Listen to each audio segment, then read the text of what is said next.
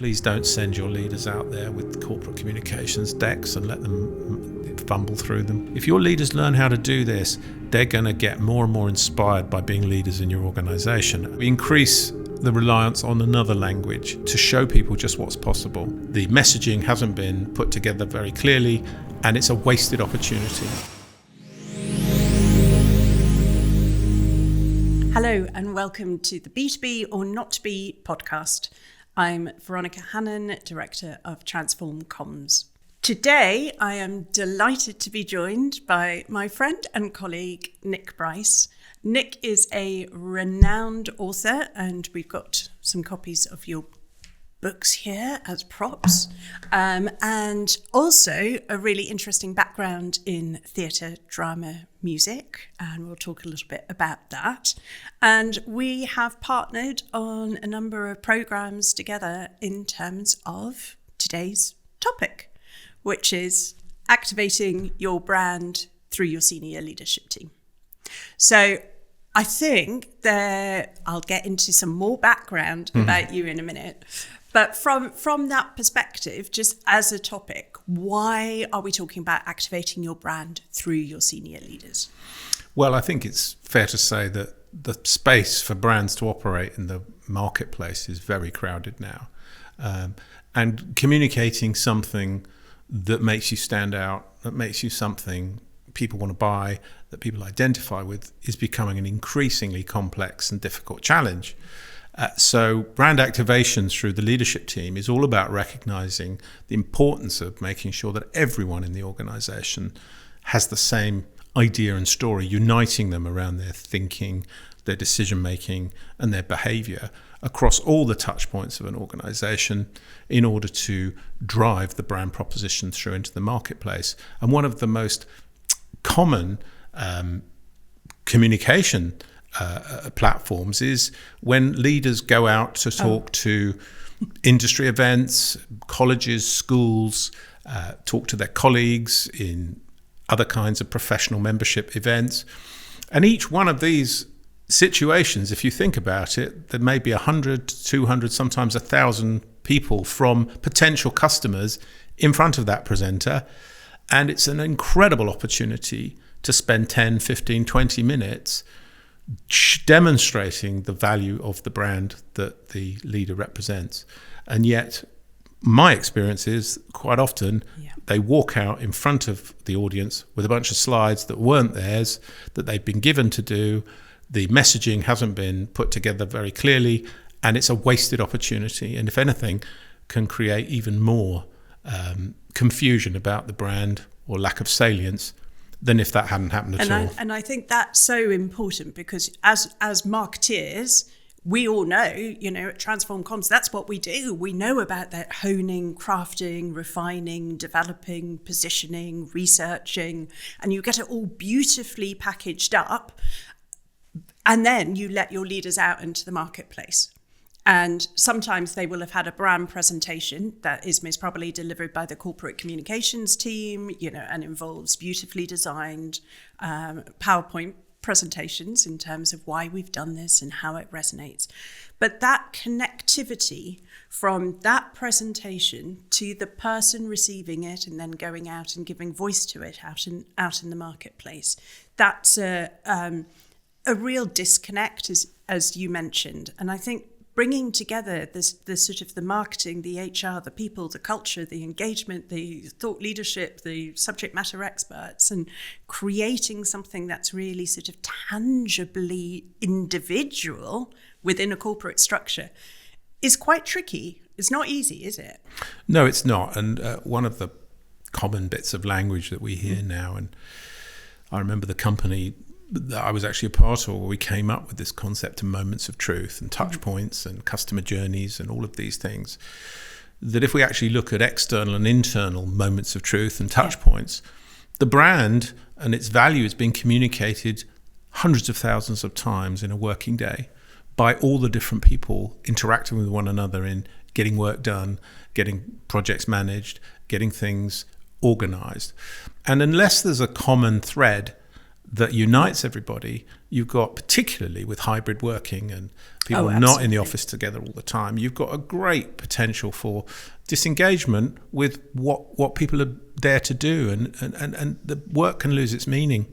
And when the work loses its meaning, it loses its clarity in the context of how things are done in the marketplace, but also you lose people, and you lose their energy and you lose their commitment. So for me, brand activation is as much about creating an internal compass for why we're all coming in to work here or not coming in, depending on where we are today, but what unites us. And then most importantly, whether we're communicating that in every touch point, not just through our social media channels, but also when these leaders stand up and present, when they meet their colleagues, and even staff, when they kind of get asked by Granny at Christmas, what are you doing these days?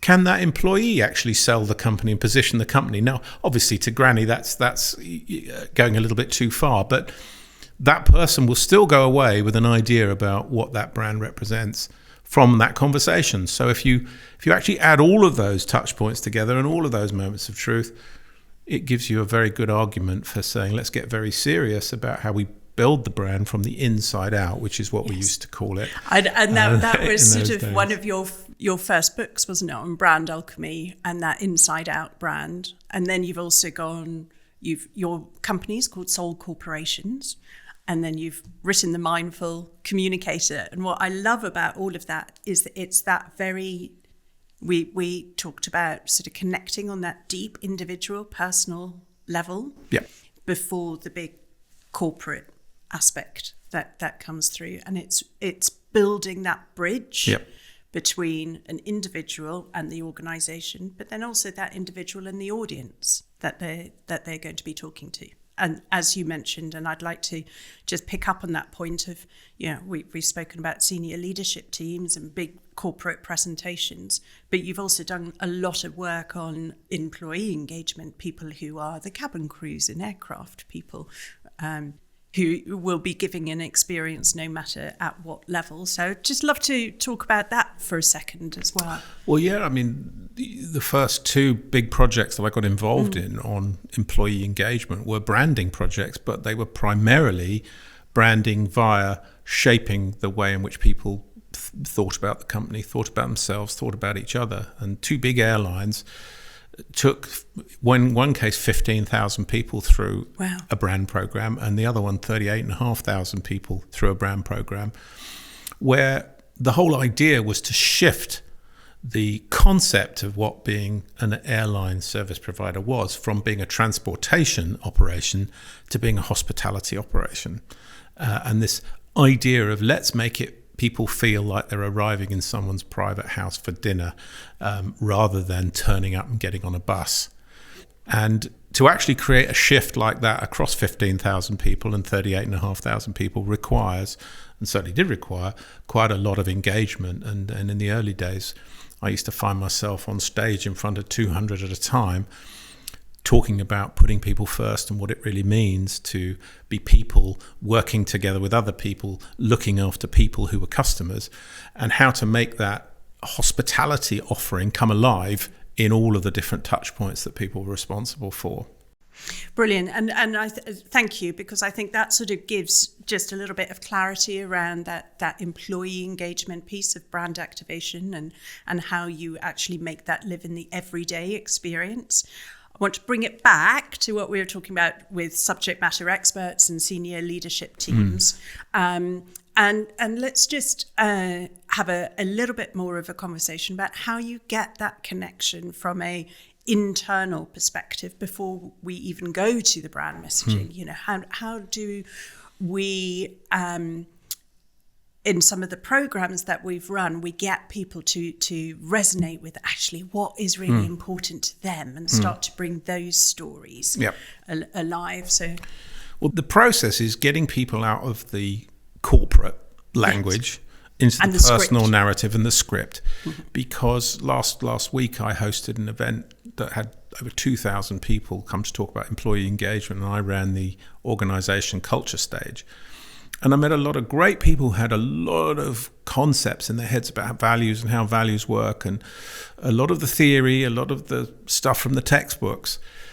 But ultimately, working with someone's values means actually connecting with the deeper part of them, and ultimately helping them find that deep connection with the organization's values that they represent. And in fact, there are surveys to show that if you clarify your organization's values, it makes no difference to someone's commitment. They just understand, oh, okay, so that's what this organization values.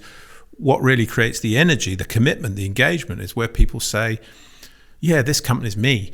These values are mine. I want to champion these values personally. It's the personal my connect. Tribe. Yes. It's my tribe. I belong here. I want to be here. And if there isn't a connection, I want to leave. And probably good riddance in a sense, because if you've got someone who's not aligned with what you're trying to do, and I direct theatre a lot, if you've got an actor who's not on board, who's not as committed as the others, it's painfully evident in a performance.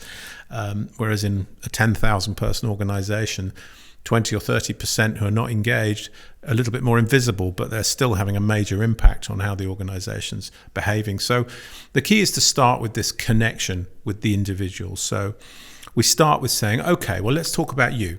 Let's talk about you at your best. Let's get you thinking about an experience that you've had where you've come alive, where you've been at your best.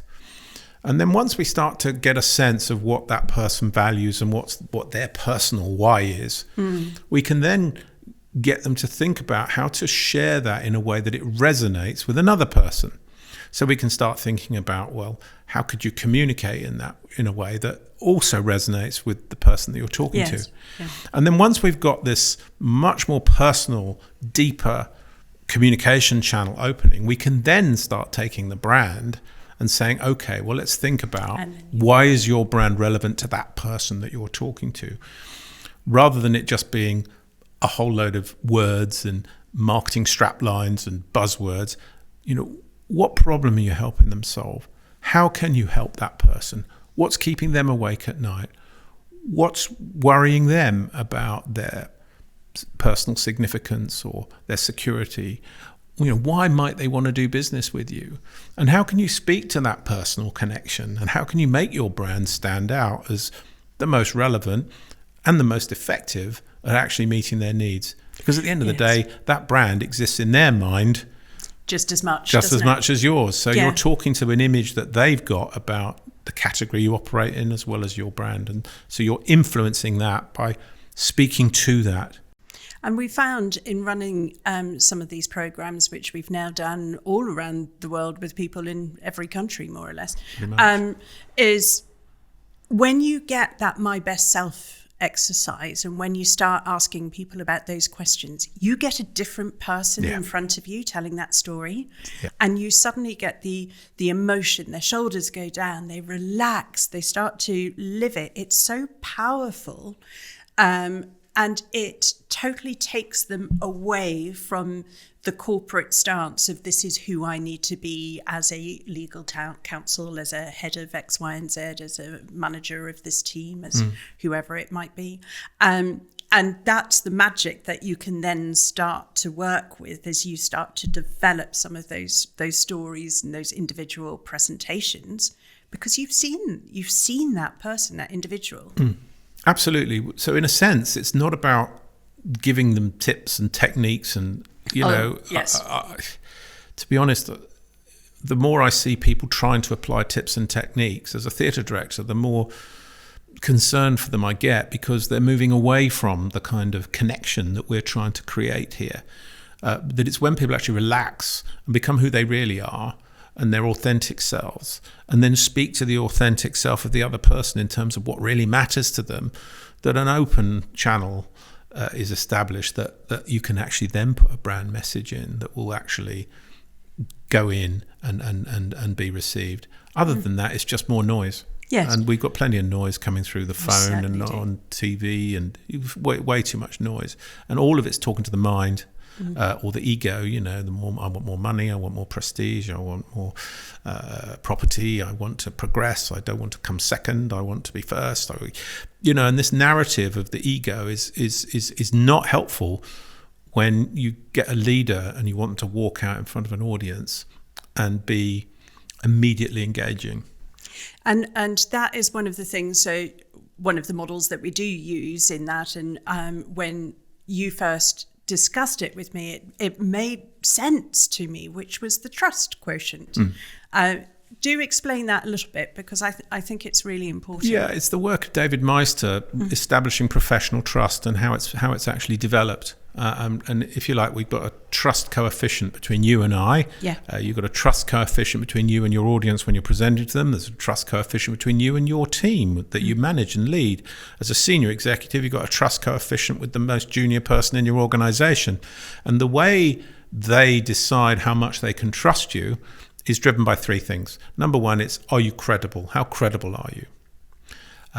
Now, credibility is quite often to do a little bit with the qualifications, the position, the reputation that you have, what people say about you. Credibility. Having said that, it's very easy to try and overstretch the credibility and push the credibility too hard. And I'll come back to that when we look at the counterproductive factor. So credibility is the first one. Reliability is another, which is, will this person show up? So every time you're late for a meeting, or every time you cancel a meeting at the last minute, or every time you're not there when you said you were going to be there, you lose a few points on the reliability score. That will reduce the trust level. So it's credibility plus reliability. Yeah. Now I'm getting to start to trust you. The third one, and what the research showed was the most powerful, is intimacy. So are you showing me that you know me? Wow. Now that's a completely different thing. When we start broadcasting our brand messaging and we start talking about how clever we are, and we talk about how big we are and how many countries we operate in, we're doing what we call self-orientation, self-promotion. And actually the research shows that reduces trust. So often when I'm hosting these big summits, someone will come out and maybe it's a sponsor who's paid a lot of money to have 20 minutes in front of 1,000 people. And the first thing they do is say, well, I'm here to talk about innovation, but before I do that, let me just give you a few stats. And they spend half the presentation boasting about the company. And you can actually see the audience lifting their phones up and starting to text and starting to go onto the social media. Also, it creates a really bad impression, because suddenly you're wasting my time. I didn't come here for that. I didn't come in here for how big your company is, or how many sales you've got, or how many offices you've got. I came here for you to help me solve my problem. That's why I'm listening to you. And I'm giving my time. And I'm giving my time to you. So the key is obviously that presenter needs to immediately walk out on stage and embody someone who's connected with themselves authentically, that they're credible, that they're reliable, but the sooner that they can create some intimacy rather than go for the self-orientation, the more people are going to put those phones down and start leaning forward in the chair. Yeah. And the research has shown that it's self-orientation that destroys trust. And I'm sure you can think of famous political leaders that through their self-orientation create a really, really bad feeling of, I can't trust this person, you know? Yeah, absolutely. But it's also shows an element. So we talked a little bit about respect, respect your audience and the time that they're giving you and what they are here to listen to. They are literally giving you something, so you need to give value back to them. But also that aspect of it shows a certain element of unpreparedness if people are coming up and just reading from a script, because it doesn't make me feel as if it's being delivered for me. No. I mean, I've seen a major brand walk out in front of 1,200 managers, middle managers and executives who'd given up their day to come and hear presentations, including this major brand. It was the keynote plenum slot. And they started talking through these slides and kept turning to read off the slides that were behind them on this huge stage with this huge wide thing. And halfway through, they turned to the audience and said, I'm sorry, these are not my slides. Yeah. I mean, how much money are you going to spend creating a negative touch point than creating a situation like that, So the damage to that brand, that major brand, it made them look out of date, it made them look disconnected, it made them look redundant and irrelevant for 1,200 influential people in 20 minutes. And this person was paid a salary to do that. Yes. And my brain is going, why is the organisation allowing this to happen?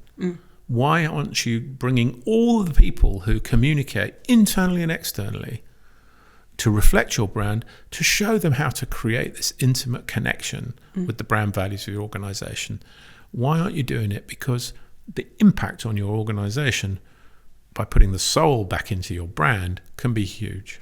Absolutely. And going back to your sort of point about tips and tricks and presentation styles, and, that absolutely fundamentally goes against that fact that a good presenter does X, Y, and Z. A good presenter looks like this. A good presenter has all of these things. I mean, we've worked with so many different people that when you get their personality coming through, the difference is the connection. That's, not everybody is going to like everybody. That's absolutely fine. But if you put a saccharine person up there, it's not going to make a connection at all. So look at how people can come across as individuals. And we've had people who are funny. We've had people who are very dry. We've had people who are soft-spoken. We've had people with a whole ton of energy. But actually, all of those are really important characteristics that can be developed. Absolutely. So you're not trying to train them out, are you? No, we're trying to get you to be you, because you are actually enough. You're more than enough.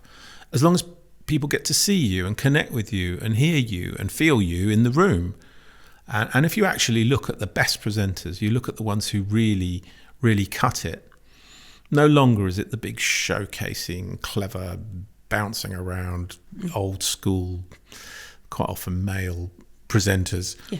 It's the people who walk out, they ask the right kind of question, they put the right kind of pausing in. And these are not done as tips and techniques. It's just got this feeling of, I'm here to have a conversation with you individually, even though there might be 1,000 of you or 2,000 of you or 3,000 of you. It's that feeling of we're having a connection. And in fact, technology is helping this. Last week, we were using technology that created in the stage that I was working on, like a silent disco. We had headphones with blue flashing lights. And what it meant was only people with the headphones on could hear me speaking. But the amazing impact of it was it felt like to the people listening that I was right next to them. And my goodness, did that create more intimacy. And so when I was talking about empathy, for example, and I was looking at someone on the front row and going, so imagine if I was trying to empathize with you and I was looking into your eyes and I was listening to what you had to say and I was showing that I'd heard you. And this woman actually started smiling and grinning because it was so intimate and so connected. It was a wonderful thing. So technology can sometimes actually work for us. I'm not a fan of the people who say Zoom and Teams don't work. They can work. In fact, a lot of what we did, didn't we, with one organisation was done entirely on Zoom. And you can create a really, really good connection between people. And we were, in one of the sessions, we were 6 hours with 6 of them online, and they left energised, purposeful, connected. It's all down to what the subject matter is, how it's being done, how intimate and important it is, how much you're dealing with subject matter that people care about. And it's the same with a brand. Yeah, very much so. And I think, you are absolutely right. And today we do talk to people in so many different ways in so many different locations. And you've mentioned a few big stages and podiums, and those have come back, I'm pleased to say, because they're great. But equally, there will be much smaller occasions. There will be much more remote. It might be videos. It might be podcasts like this. It might be standing up on a Teams call. It might be doing a recorded webcast. There's all sorts of different elements that come through. But I think one of the, drawing from the theatre background and helping people get comfortable, because we mentioned about self-orientation and that destroying quite a lot of that trust, credibility and intimacy that you work very hard to build up through these things. Actually, if you bring it right back, the more individual somebody can be and the more themselves and getting comfortable on stage, the better that presentation is going to go. So that aspect of how do you help somebody get comfortable with who they are? Right. Well, the first principle of that is to get them off self-evaluation, because so many presenters, they make themselves nervous by evaluating themselves while they're speaking. Right. Oh, I made a mistake there. Oh, that pause. Oh, I stuttered there. Oh, am I doing this well? Who cares what you think about your presentation? I'm being brutal here. Who actually cares about what you think about what your presentation is? The ones who care about it, the ones who are listening to it. So your focus needs to be on the value that you're creating for them, not on how you're doing. That's back to self-consciousness and self-absorption. Self-orientation destroys trust. So if you walk out in front of them and you're a bundle of nerves and you're, stressed out, making mistakes, you haven't checked the technology and therefore it's going wrong and you're getting het up and you're getting fractious, all people will be doing is going, well, I can't really trust what this person's got to offer.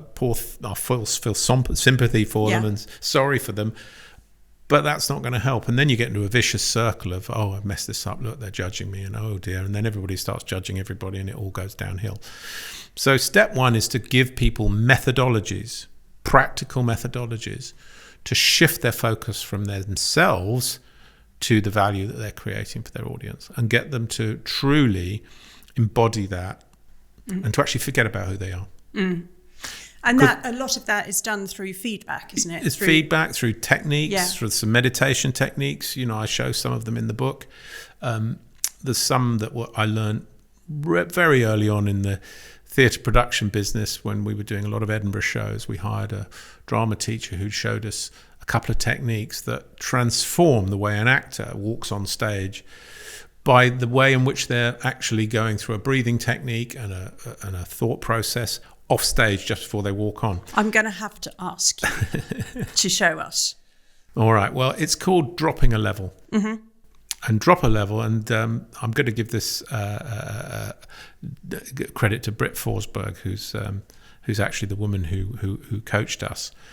But she taught us that one of the quickest ways to get out of your ego and into your soul, if you like, your deeper self, is to do some deep breathing, to release all the air, to breathe in and breathe out deeply, to exhale fully, to even sigh with a big out breath. So you sort of...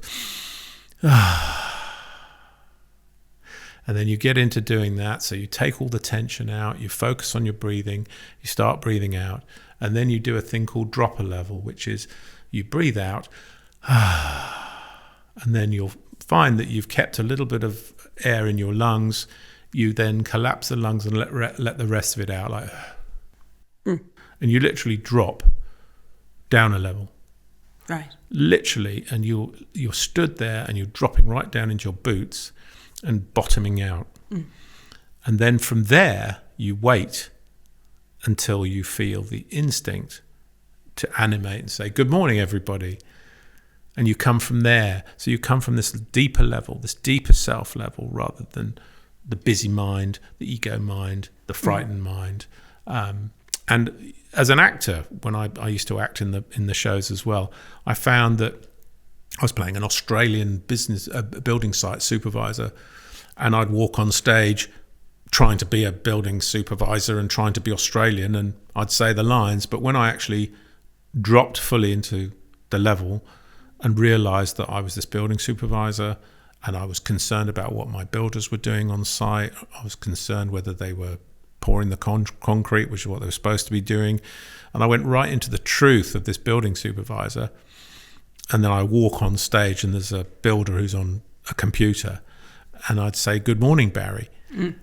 And just by doing the dropping a level and getting into the truth of that situation, I'd walk on, say good morning, Barry, the audience would all fall about laughing.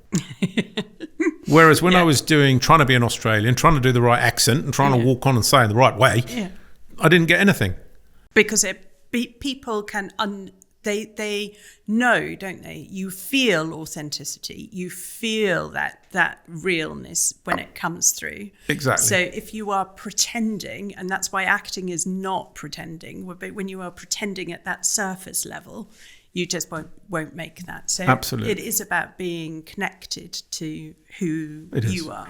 And in warm-ups with actors, we take people through these techniques, we remind them these techniques, and I can pretty accurately tell if a group has done a warm-up with this kind of exercise if they haven't.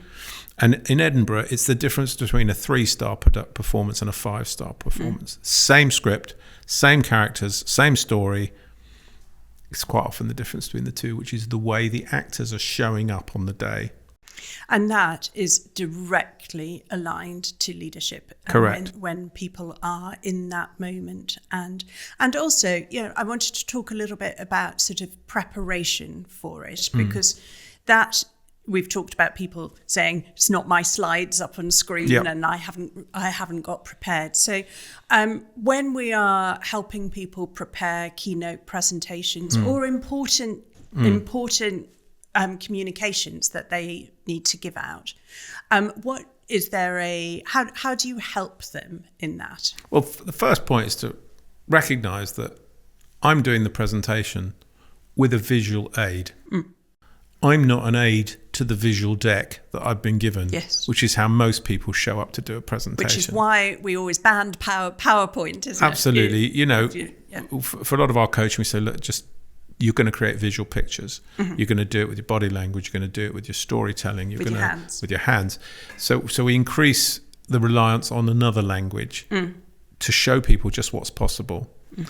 If you then add a visual aid to give that impact, it can be really powerful, even a few visual aids. But I think most people, when they have to design a presentation, they open up PowerPoint, they start writing lists, they start writing headings, and out they go. And then they might send it to a designer or put it through AI and try and make it look nice. But and ultimately, the corporate communications team comes in and hones and refines. And someone else puts their voice into it, and you end up with basically a document that you're talking through on stage. Rubbish. That's not great theatre at all. And it is theatre. Online or live, it is theatre. And you are the instrument of the message. And the way you manage your instrument, and then the way you add to that with props or set or costume or whatever it is, will be the difference between a 3-star presentation and a 5-star presentation. And the ones, and you spoke about that leader who slides not his own 1,200 people. The damage to that brand's reputation is enormous. But equally, how many forgettable presentations or keynotes or communications? I think the most important thing is it's a missed opportunity. Yeah, that's it. Absolutely. It's not so much damage, because I don't know, it may or may not damage them, but what an opportunity. In this case, this was an established brand. What an opportunity to say we might be established, but we're still really on the money when it comes to being valuable for you. I wonder how many brands are getting lazy, how many brands are slipping out of the front of mind of people because they haven't been modernizing, they haven't been updating. And in each of these presentations, you've got a never to be repeated opportunity to say, this is where we're at today, everybody. And again, please don't send your leaders out there with corporate communications decks and let them fumble through them. Don't do it anymore. Yeah, it absolutely is such a missed opportunity. And from that aspect, from a leadership perspective as well. And I think one of the things we spoke a little bit about it at the beginning was looking at what does this mean to me? So that audience orientation piece. And I think that when we are coaching people is always where we start. Don't start with a brand message. Don't start with what you want to say. Start with the people who are going to be in the room. What are they interested in? What is their world? What are the things that are keeping them awake at night? And if you can start to unpick some of those, that's when the stories start to come through. That's the connection. It's a bit like an 80-20 rule. Is my presentation 80% them and what matters to them, and 20% me and my brand and what we can do for them? Or is it the other way around? There might be a bit of 20%, a couple of questions early on what's going on for you, and we know you, before I start rattling off the deck and doing the 80% about us. For me, if an audience go away going, do you know, I didn't know that I can take that away and use that, thank you very much, Mr. and Mrs. whatever the brand was, you've done a good job of branding. If they go away going, can't remember an awful lot about that, there were a lot of slides and a lot of talk and a lot of buzzwords, and I knew most of them, missed opportunity. So let's be great at this stuff. It's theatre. Theatre is fun. If your leaders learn how to do this, they're going to get more and more inspired by being leaders in your organisation, and they're going to inspire the people who they speak to internally as well.